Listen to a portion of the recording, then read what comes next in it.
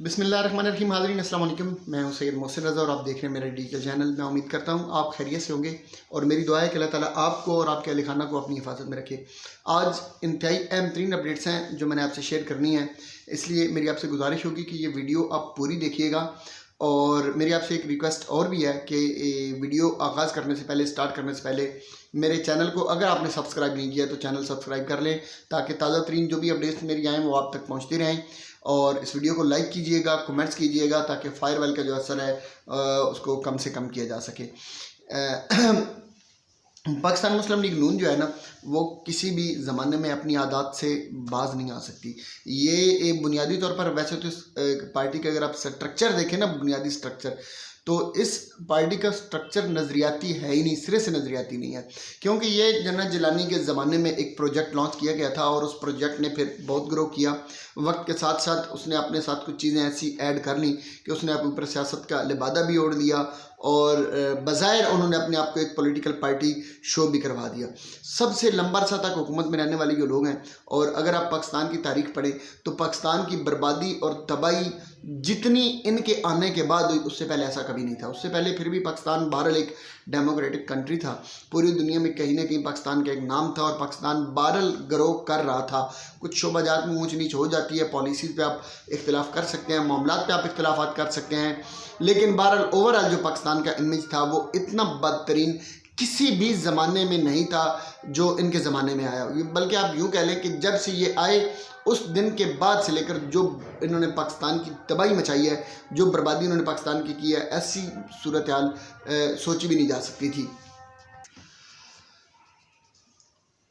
खैर, इस वक्त पाकिस्तान मुस्लिम लीग नून ने एक मरतबा फिर अपने मोहसिनों के साथ मुहाज़राई का फ़ैसला कर लिया है और जो लोग इनको पूरे प्रोटोकॉल के साथ हुकूमत में लेकर आए थे, अब इन्होंने कोशिश की है कि उन्हीं को बदनाम किया जाए, उन्हीं को मोरद इल्ज़ाम ठहराया जाए और अवाम के अंदर उन्हीं की इमेज को तबाह किया जाए। इसमें मैं दो चीज़ें ज़रूर ऐड करना चाहूँगा।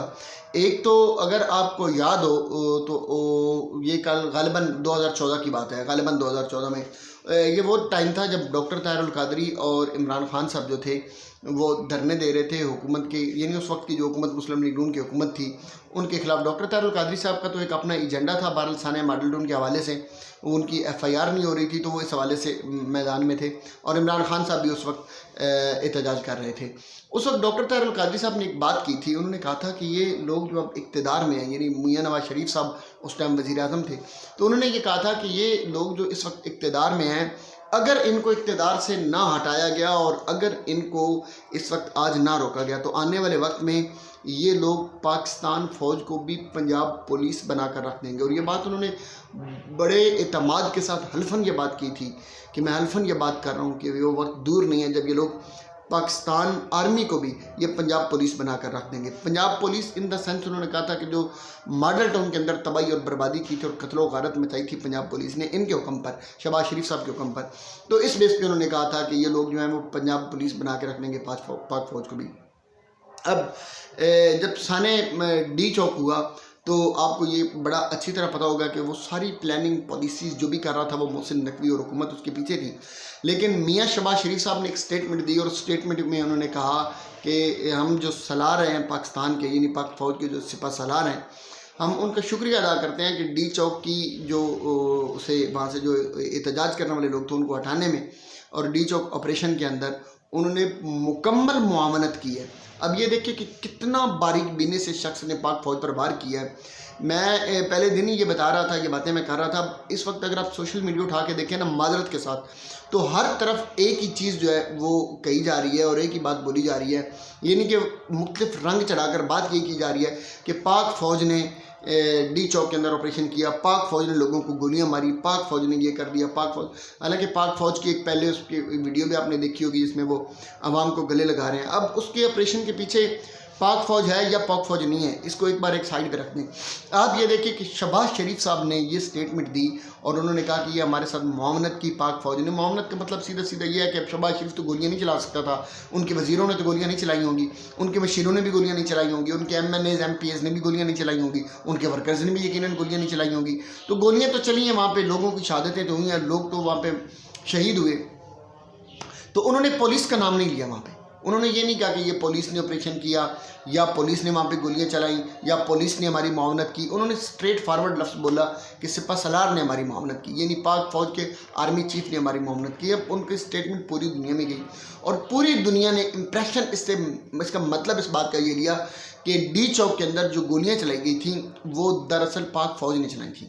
اور پاکستان تحریک انصاف کے کارکنان کو بھی یہی میسج چلا گیا، نیچے تک ہر طرف یہی میسج گیا، اور اس کو دبے لفظوں میں مسلم لیگ نون یہ باتیں کرنا بھی شروع کر دی ہیں. اب اس کا پریشر اتنا زیادہ آیا ہے کہ اس پریشر کی وجہ سے اب پاک فوج جو ہے انہوں نے بڑا سنجیدگی کے ساتھ سوچنا شروع کر دیا ہے ان کے اوپر، اور بڑا سنجیدہ ایک فیصلہ کر لیا ہے. فیصلہ کیا ہے میں وہ بھی آپ کو بتا دیتا ہوں کہ اس وقت جو اگلا ڈیسیجن ہوا ہے وہ ڈیسیجن یہ ہے. اب آنے والے کچھ دنوں میں چونکہ ابھی اپڈیٹس آ رہی ہیں، اب فی الحال اس کو آپ تجزیہ کہہ سکتے ہیں، خبر تو نہیں کہہ سکتے، لیکن یہ ہے کہ اب اگلا جو ڈیسیجن ہے وہ یہ کیا جا رہا ہے کہ آنے والے وقت میں پاکستان کے اندر جو وفاق ہے، وفاق سے اس حکومت کو ختم کر دیا جائے گا. پاکستان مسلم لیگ نون کی حکومت کو بالخصوص بالکل ہٹا دیا جائے گا اور ان کے بدلے میں ایک نئی حکومت لائی جائے گی، اور وہ حکومت عوامی حکومت ہوگی. اب اس کو ایک مطلب آپ جوائنٹ وینچر بھی کہہ سکتے ہیں ساری پارٹیز کا، یا قومی حکومت بھی کہہ سکتے ہیں. قومی حکومت ہوگی کہ اس میں تمام پارٹیز جو ہیں ان کو شیئر دیا جائے گا. اب مسئلہ یہ ہے کہ یہ رکاوٹ کون بن رہا ہے، اس وقت پریشانی کیا آ رہی ہے؟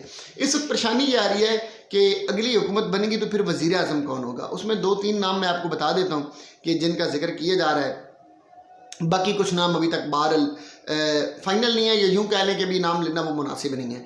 ایک نام تو اس میں مولانا فضل الرحمان صاحب کا آ رہا ہے. لوگ آپ کو پتہ بھی ہو دھڑا دھڑ جا کر انہیں مل رہے ہیں اور کوشش کر رہے ہیں کہ مولانا فضل الرحمان صاحب کے ساتھ بنائی جائے.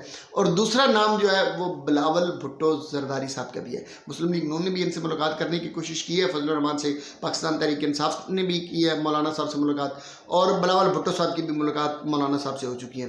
آپ نے دیکھا ہوگا کہ عمران خان صاحب کی کل جب سماعت تھی تو اس میں شیخ رشید احمد کے ساتھ ان کی ایک بڑی لمبی ملاقات ہوئی، اور فواد چودھری کے ساتھ بڑی عرصے کے بعد ملاقات ہوئی.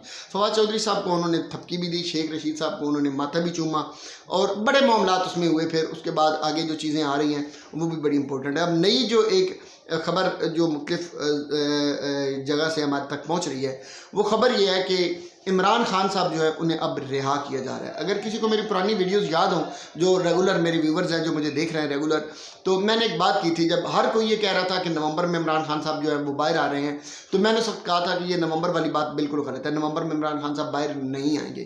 میں نے تب بھی کہا تھا کہ عمران خان صاحب کے باہر آنے کی جو ڈیٹ ہے وہ مارچ یا اپریل ہوگی. بہرحال اب اس سے تھوڑی بہت آگے پیچھے چیزیں ہو سکتی ہیں، لیکن بہرحال میں نے مارچ اور اپریل کا کہا تھا، اور میں یہ 2-3 مہینے پہلے سے بات کر رہا ہوں. جو لوگ مجھے دیکھتے ہیں انہیں پتہ ہوگا. میری اب بھی یہی بات ہے کہ مارچ اور اپریل کا جو ٹائم ہے وہ پاکستان تحریک انصاف کے بانی چیئرمین عمران خان صاحب جو ہیں وہ آزاد فضاؤں میں سانس لے رہے ہوں گے. اور میں نے دوسری بات بھی کی تھی کہ فوری طور پر وہ ایک دفعہ پاکستان سے باہر جائیں گے. میں ان کے آزادی کے لیے جو اب اس وقت تگ و دو ہو رہی ہے، بلکہ انہیں جیل میں رکھنے کے لیے سب سے پہلے تو میں یہ بتاؤں کہ جو کوشش کی جا رہی ہے وہ میاں شہباز شریف صاحب کی طرف سے ہے، کیونکہ ان کا یہ خیال ہے کہ سعودی عرب کے تھرو ڈونلڈ ٹرمپ جو ہے انہیں روکا جا سکتا ہے. اور اگر عبداللہ بن سلمان، کیا نام ہے میرے ذہن سے بھی نکل گیا معذرت کے ساتھ، سعودی ولی عہد جو ہیں انہوں نے کہا کہ اگر وہ چاہیں تو اس وقت وہ ڈونلڈ ٹرمپ کو روک سکتے ہیں کہ کسی بھی طرح کی کوئی بات نہ کی جائے. ڈونلڈ ٹرمپ کے بارے میں یہ آ رہا ہے کہ وہ ایک ٹویٹ کرنے جا رہے ہیں بہت جلد. ٹویٹ سے خیر اب پاکستان آرمی یا پاکستان کی حکومت یا پاکستان کی ریاست اس کا کس طرح اثر لیتی ہے، یا لیتی بھی ہے یا نہیں لیتی ہے، یہ تو بعد میں فیصلہ کیا جائے گا. لیکن اس وقت بہرحال شہباز شریف کی کوشش ہے کہ ڈونلڈ ٹرمپ کو اس معاملے سے دور رکھا جائے، جس میں وہ بہرحال کامیاب نہیں ہو پائے. یہ میں آپ کو ایڈوانس میں خبر دے رہا ہوں. مارچ میں عمران خان صاحب جو ہیں وہ باہر آ رہے ہیں. مارچ سے پہلے قومی حکومت جو ہے وہ بن جائے گی، اور پاکستان تحریک انصاف اس وقت یہ ڈسکشن یہ چل رہی ہے کہ پاکستان تحریک انصاف جو ہے اس حکومت کیسا بنے گی یا نہیں بنے گی. تو معاملات یہ ہے کہ پاکستان تحریک انصاف یہ چاہتی ہے کہ ہم اگر حکومت کیسا بنیں گے تو ہم بھاری اکثریت کے ساتھ بنیں گے، ہمارے پاس زیادہ وزارتیں ہوں گی، پھر ہم بنیں گے، ہم پاور کے ساتھ اس میں بیٹھیں گے تو ہم اس کیسا ہوں گے، ادروائز ہم ایسا نہیں ہوں گے. جبکہ باقی جو ہیں مقتدر حلقے وہ یہ چاہ رہے ہیں کہ پاکستان تحریک انصاف کو 4 سے 5 وزارتیں اس میں دی جائیں. جو بھی صورتحال ہوگی وہ خیر بہت جلد آپ تک پہنچ جائے گی. یہ اب تک کی اپڈیٹس تھیں جو میں نے آپ سے شیئر کرنی چاہیے. ویڈیو زیادہ لمبی ہو رہی ہے، انشاءاللہ باقی ڈیٹیلز اگلی ویڈیو میں آپ سے ضرور شیئر کروں گا. دعاؤں میں یاد رکھیے گا، چینل کو سبسکرائب کرنا بالکل نہ بھولیے گا. السلام علیکم.